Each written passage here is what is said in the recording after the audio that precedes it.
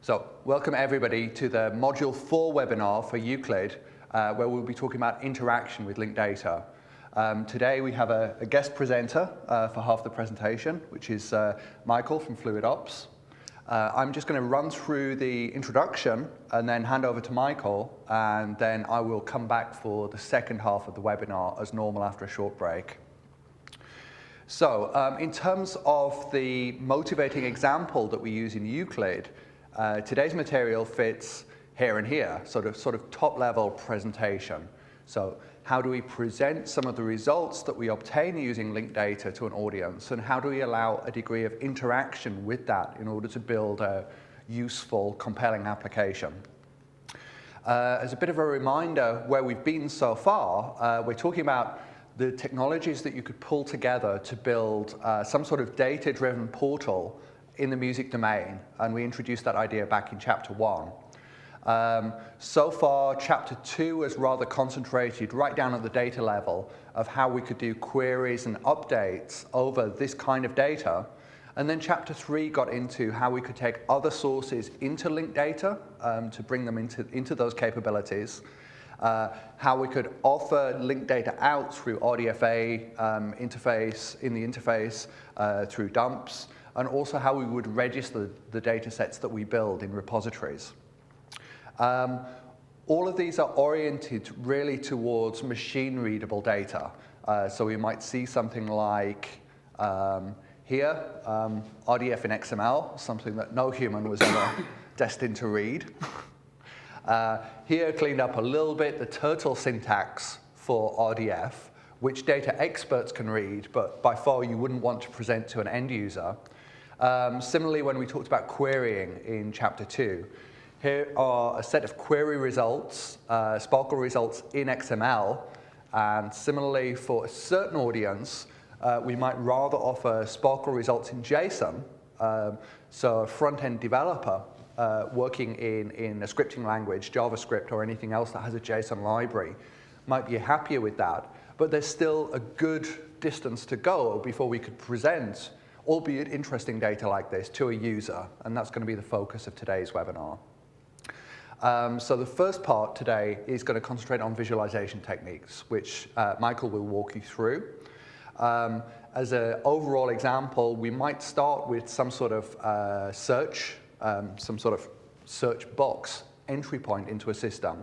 But what we're aiming to do is present them with a rich experience like this, where we tie together text and media, where we tie together visualizations like the one we see over there in terms of maps, in terms of charts, to give people an idea what's in the data without reading those ugly formats. Visualization in general is going to let us tell a story through our data. It's going to help people understand the data in terms of the pattern matching capabilities that humans have rather than data parsing capabilities that computers possess.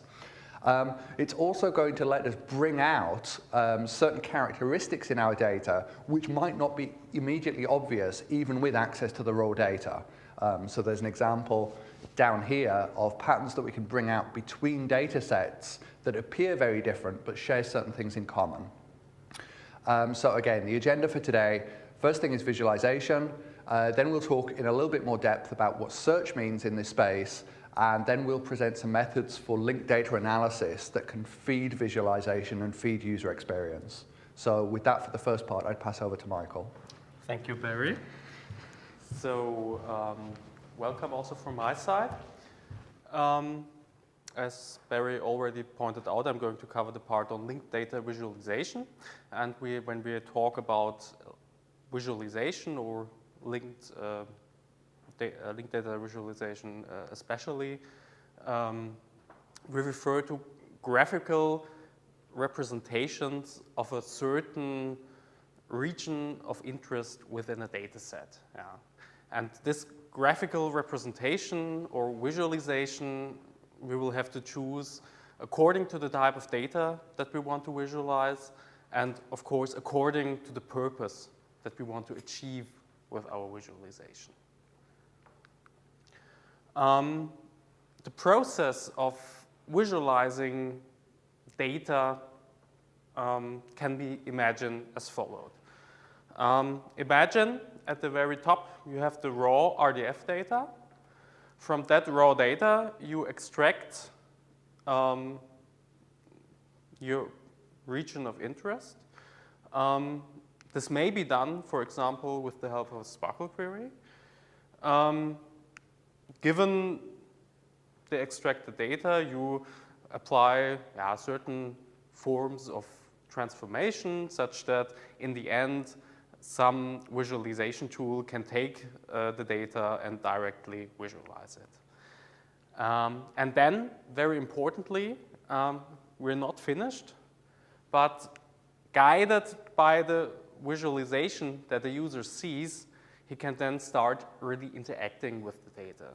So, so that means browsing to a special data item of interest for him, or maybe even modifying the data. Let's go to a concrete example. So say that you're interested in visualizing Beatles releases, countries, countries where the Beatles released their records.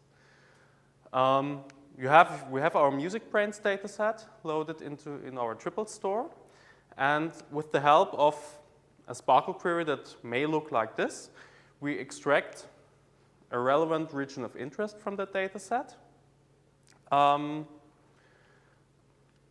In order to be able to fit that in the visualization module itself, we may apply some visualization, some transformations as already outlined. So in this case, country names are encoded by country codes. So United Kingdom is encoded as GB and so on and so forth.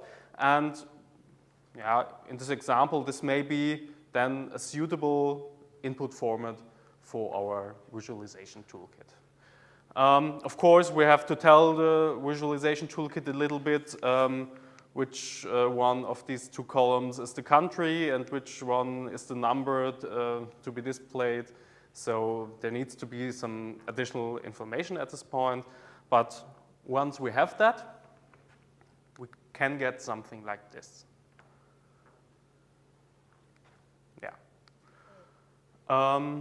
So let's talk a little bit about the challenges of linked data visualization. Very important point that I already talked about a little bit is the point of user interaction. So we really do not stop at seeing this nice little picture here, but a graphical representation of the data should really facilitate user interaction with the data. That may mean browsing to a more specific region of interest. That may mean editing the data in case there are errors in the data, missing values, and those things. Ideally, the output of such a visualization is encoded in such a way that it is reusable for other people. So the output itself, or that the process encoded, the process of getting to this visualization result encoded in some kind of open standard. And of course, as always, scalability is a big issue because, of course, we are also interested in visualizing the results of, for example, very challenging Sparkle queries. So, so much about linked data in general. When we add to linked data the dimension of open data, there come a lot of much more challenging topics into play. For example, the data, your region of interest in the data may be spread across several data sets, several repositories. You may have very heterogeneous data in the sense that your region of interest is formulated in many different vocabularies. Several data formats may be used, for example, several formats for dates or timestamps in general. You may have missing values and such things. In general, we can classify visualization techniques into several categories. For example, if your task is to compare certain values, attributes, you may use bar chart, pie chart, line chart, histogram. If you are interested in analyzing relationships between certain entities in your data, you may use a graph, arc diagrams, matrices, and other techniques. If you're interested in analyzing temporal or geographical behavior, you may use timelines, maps, and in case you want, for example, analyze multidimensional data, you may, for example, in the case of three-dimensional data, use scatter plots, or in the case of higher dimensional data, parallel coordinates or radar charts. This is only a rough overview. We're going to cover many examples for the different categories of visualizations in the following. So, comparing values. So, say if you're interested in the absolute sizes of a value, you may use a bar chart. If you're interested in percentages, relative values, you may use a pie chart. If you're interested in, for example, showing the result of a query along an axis, you may use a line chart. And if you're interested in the distribution of the data over certain values, there's always the possibility of a histogram. Analyzing relationships and even more special hierarchies. You can, of course, use a standard graph representation, like depicted in this picture here, or a little bit more specialized in the form of an arc diagram, where you basically draw all the nodes in your graph on one line, and then the edges between two nodes are displayed as circles connecting these two nodes. You may use an adjacency matrix, where basically your nodes are displayed as an X and a Y axis, and the edges are displayed as entries in your matrix. And there are, of course, other forms, especially tailored to visualizing hierarchies, trees, like, for example, the node link visualizations. A whole range of techniques related to visualizing hierarchies is related to so-called space filling techniques. That means somehow you fill a certain amount of space with the data you want to visualize. For example, the tree map, where you, for example, say, you want to visualize the amount of instances of your classes in your data sets. That means compare the number of music artists against the number of creative writers in your data set, and so on and so forth. So the idea is then to divide a rectangle according, for example, to the number of instances in that class, and divide the rectangles that you obtain for every subclass that you also want to visualize in the chart. And then what you get is basically a kind of plastering of the rectangle. There are also variations of that. For example, icicles and the sunburst, shown here at the right side. There's also the circle packing technique, directly showing containment of entities to be visualized in circles. Yeah. For the category of analysis of temporal or geographical data, we have variations of timelines. For example, here a timeline with discrete points in time, or here timelines with continuous data shown here. And of course, for the category of maps, there are also several options available, like for example, using markers on a standard Google Map API, or showing a chloropleth map, basically the same that we've shown some slides before, or, well, if the borders of a certain country do not really matter to you, you may also substitute the country borders in the map by circles and then end up in a representation like this. Concerning multidimensional data, or especially here in the first case, the scatterplot three-dimensional data, you have an x and a y-axis, two-dimension, and basically the third dimension is represented by the radius of a circle here. So representing the three possible dimensions of a data point two-dimensionally. If your data that you want to visualize is higher dimensional, there are also further options available, like for example, the radar chart, where your different dimensions correspond to axes in this chart here. So, and quite similar, I would say, the parallel coordinates, where your dimensions correspond to these parallel lines.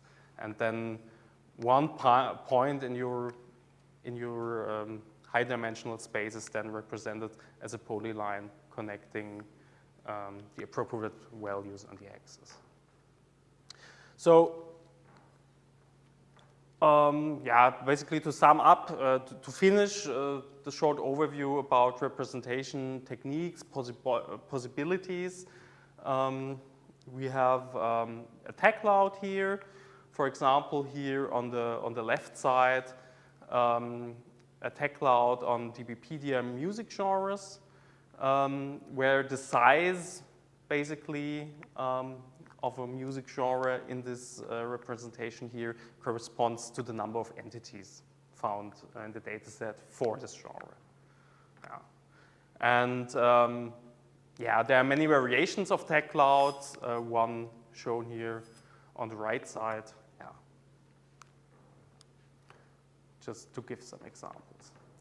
So having all these many possibilities of visualizing data, graphically representing data, what are the applications of it? Well, very generally stated, visualizations are extremely useful when you want to get a quick overview of something. For example, an analysis result. You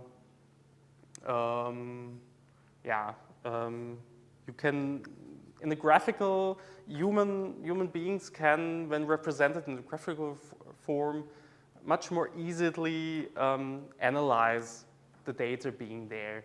For example, an example for such an analysis may be what relevant classes are there in the data set. Are there any characteristics that I can, for example, see in my bar chart or my pie chart? Or even is there something missing? Which I could, for example, easily see in a graph representation of a data. Given, for example, certain entities in my data set, how are they connected to each other? Do I find any new paths, or do I perfectly know how they are related in the data set? And of course,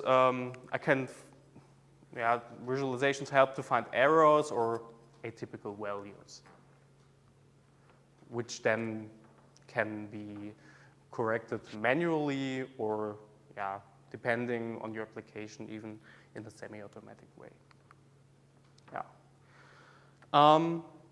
What are concrete requirements for tools that do linked data or linked open data visualization? As already pointed out, they should allow for some kind of exploration, navigation in the data. So not just step at the visualization itself, but allow people to go further in the data.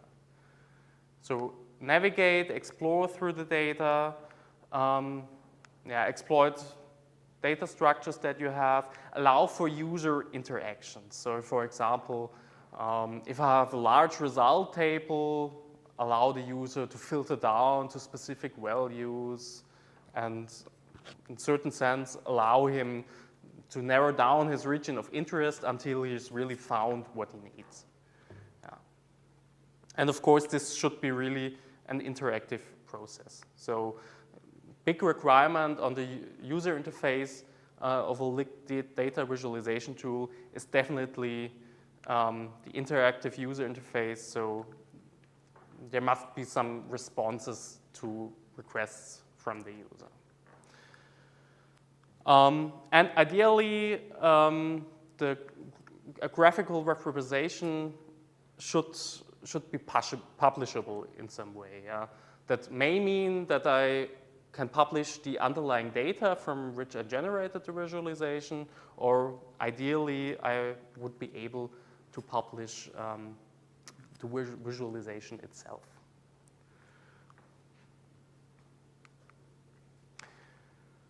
So in the literature, or in the web out there, there are different categories of tools that allow for linked data visualization, which we are going to go through now. So at the beginning, there are linked data browsers with only a text-based representation. So basically what they do is that they dereference URIs and display textually all information, that means all RDF data that they find for that given URI.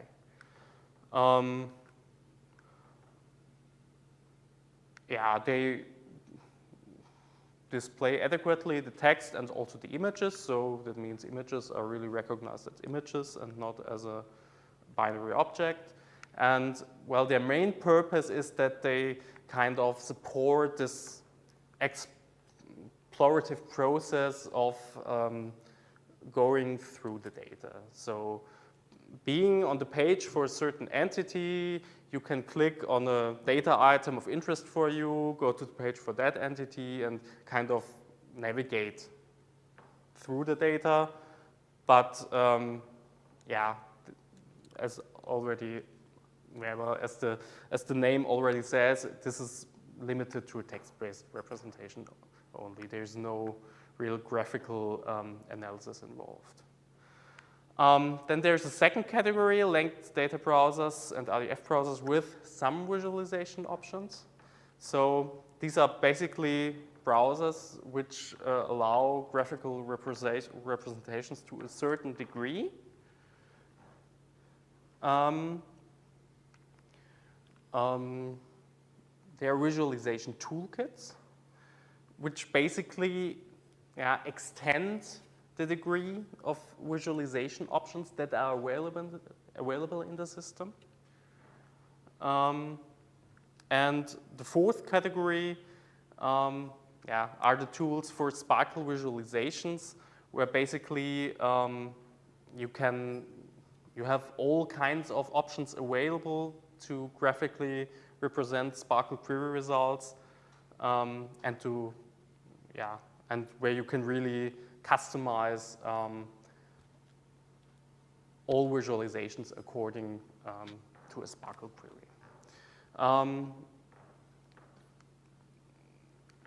Yeah, there are a lot of tools out there that fall into these categories.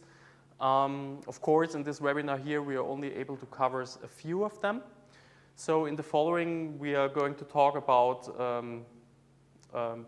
data browsers with text-based representation, Sigma and synthesise. And after that, we're going to talk about the FluidOps information workbench. So starting with Sigma. So text-based representation of RDF data. Usually, so you start in the system by issuing a keyword search. For example, in this case here, you're searching for the Beatles. And well, in the end, you will get something like a text-based representation of all triples that are available in the system for the URI of the Beatles. So basically, what the page displays here is for every predicate, for every outgoing statements from the Beatles, every predicate, it lists all values, so all objects of this predicate in a kind of clustered manner. What is special to Sigma is it also shows here, it's in tiny gray here, besides this picture, the provenance, so the origin of this specific data item. So in this case of this Beatles picture here, the provenance is under reference 15. And all the possible references are displayed here on the right side. So each of the items that you see in this list here is basically a data source that contributes information to the textual representation here on the middle of the page. And as you can see, the page here is composed of many data sources that contribute to that representation. A text-based RDF browser certainly has its strength when it comes to getting a raw overview of the properties available in your data set. So you can quite easily see, for example, property artist is available, property after, property whatever. But of course, it is also the disadvantage, the big disadvantage, that for every properties, it lists every entry. And these may be available in many different languages and so on. So you may end up with a lot of information, for example, for the predicate année here, which may be not intuitively clear to a user what it actually means. Another example for such a text-based RDF browser is synthesise.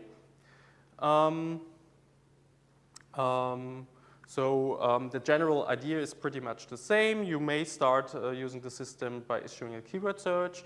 You get a certain set of results, so URIs that may or may not correspond to the keyword search that you issued. And in difference to Sigma, you have to the ability to narrow down the result set a little bit. So you may, for example, specify the format that you only want data available in a specific format, or that you only want results which belong to a certain class in your data set. And so that gives you kind of basic filtering capabilities. When you then go to the page of a given result item, you get basically a similar representation like in the Sigma case. So in this case here for our search item, the Beatles, basically all the outgoing statements are listed that are available in the system. Then concerning tools that do sparkle visualization, we talk a little bit about the information workbench. We have built, especially for the EUCLID project, a demo system, http musicbrains.fluidops.net. It is publicly available, and basically you can see all the visualizations, all the stuff that we've created for the EUCLID project on this demo system. So check it out, yeah. Now I'm going to talk a little bit about the capabilities of the information workbench when it comes to visualization. Yeah. We support a lot of visualization techniques, bar charts, pie charts, Google Maps, timelines, whatever you want to have. And well, the important thing is that we plot results from Sparkle queries. So nearly every graphical representation of data items that you see inside the information workbench comes from the result of a Sparkle query. And having a graphical representation, we do not stop there. The visualizations that we use also allow for interacting with the data in an explorative manner. So for example, you may start using the system on the front page with a full text search here, so searching for the Beatles. And I mean, it's the usual story. You end up with the query results containing everything you do not want to have. So issuing a keyword search like the Beatles, I mean, most people expect only music artists in their result and not releases or tracks, just music artists.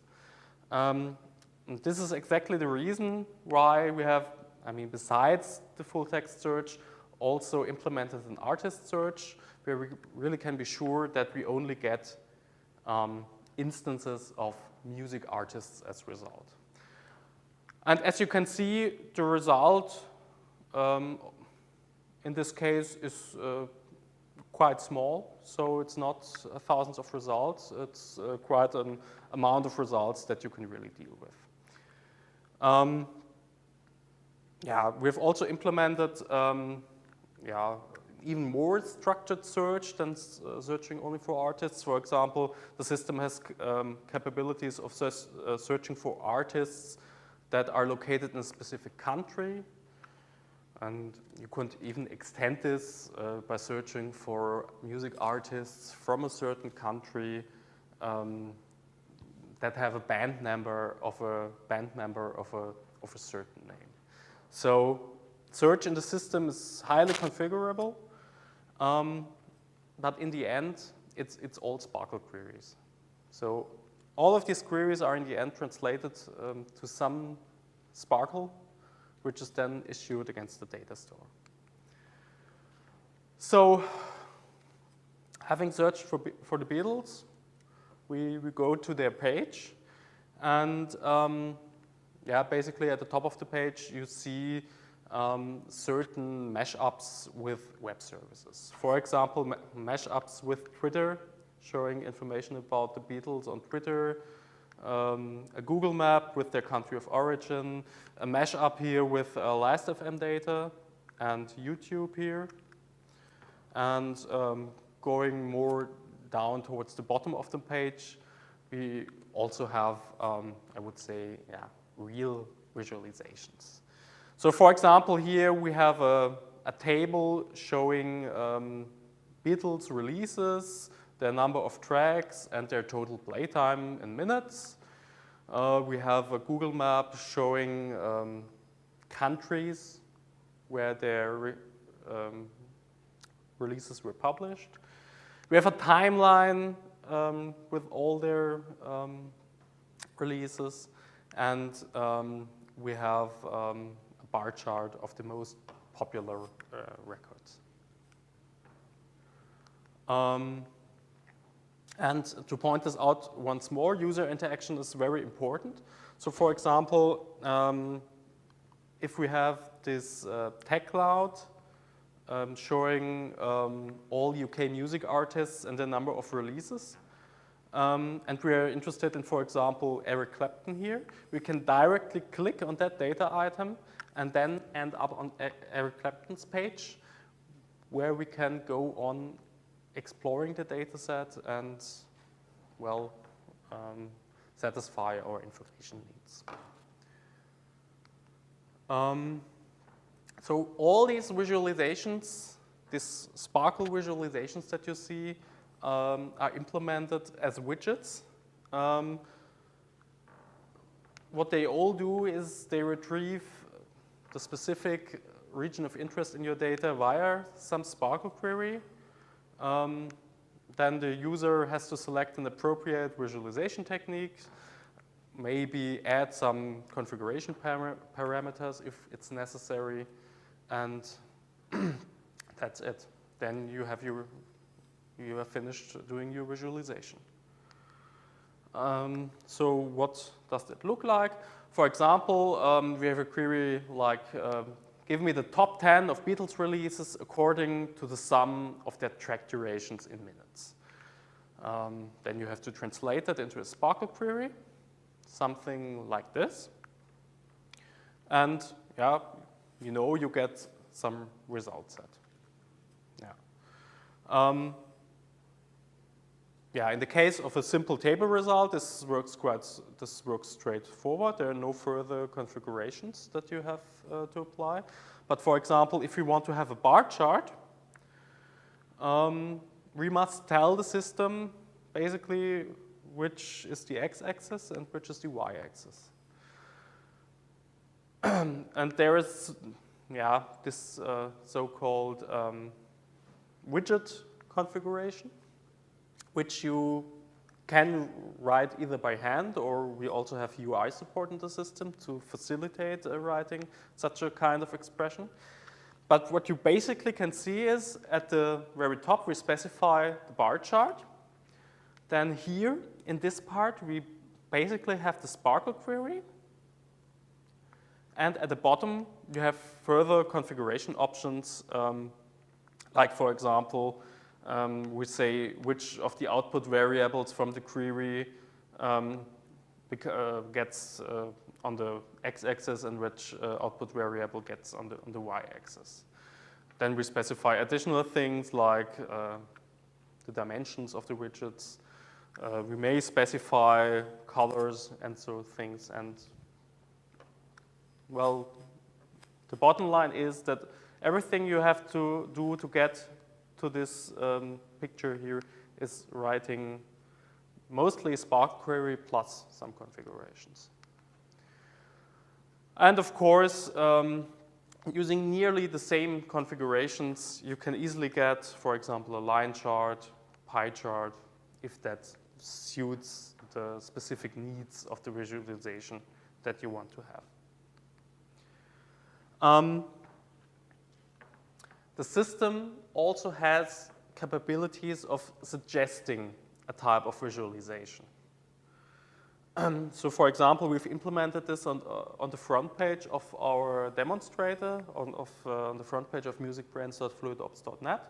If you, for example, we have here the top 10 Beatles releases according to the sum of track durations.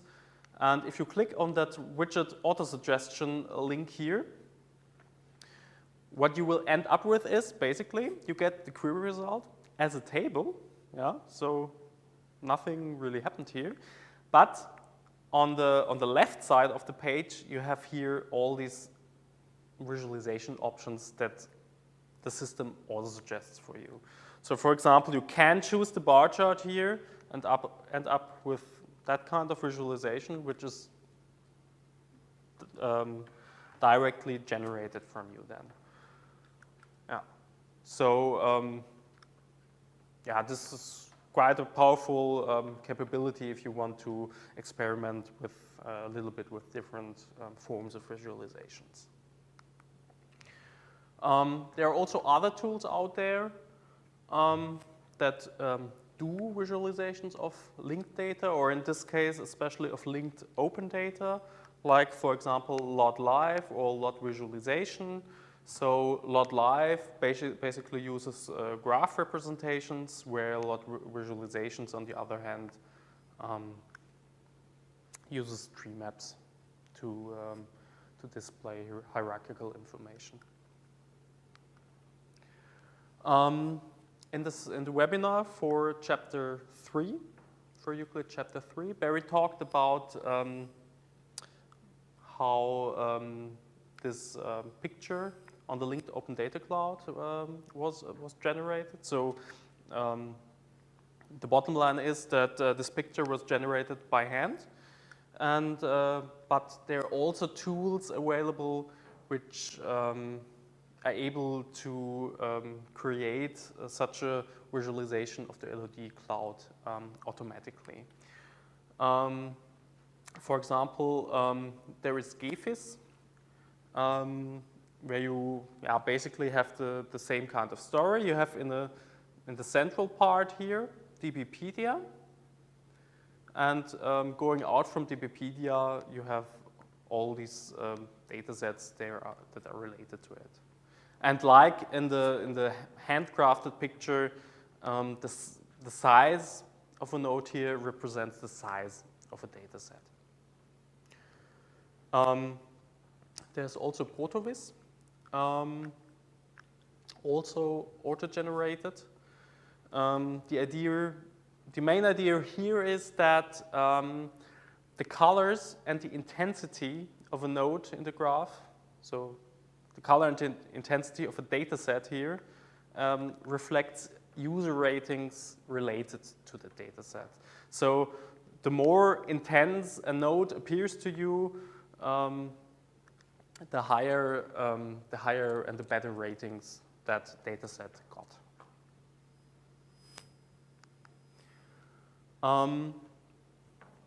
Let's talk also a little bit about linked data reporting. So the idea is that we use visualization techniques to create simple or more complex dashboards of analyses that you are interested in about your data. And there are several tools out there that allow for easy creation of such dashboards over your data. Like, for example, our information workbench, which is directly targeted for all kinds of linked data. But we also have the EUCLID manager, which is a special solution, especially targeted concerning the data center domain. So you have all kinds of dashboards related to data centers and cloud management. In the following 2 or 3 slides, I'm going to show you a little bit the Google Webmaster Tools, which easily allow you to get some overview of the structured data available on a specific website, on your website. These structured data dashboards that Google offers are available on 3 levels. So there is the site level view, which basically aggregates the structured data available on your complete website. Then you can narrow this down to the item type level view, which basically provides details per page for each type of resource. That means each class available. And then there's the page level view that shows the structured data available only on a specific page. For example, this is yeah, this is an example of the site level view, where you can see the amount of structured data on this site evolving over time. And at the bottom, you can, for example, see that you have over 2.5 million instances of the class book available in your website. Yeah. And then navigating to a specific page, for example, so the page of an imaginary product 1, you can see that this page is typed as product, has a certain image available with a specific name and a description. And yeah, so for this specific web page, this is all the structured data available in the page. So that was it from my side.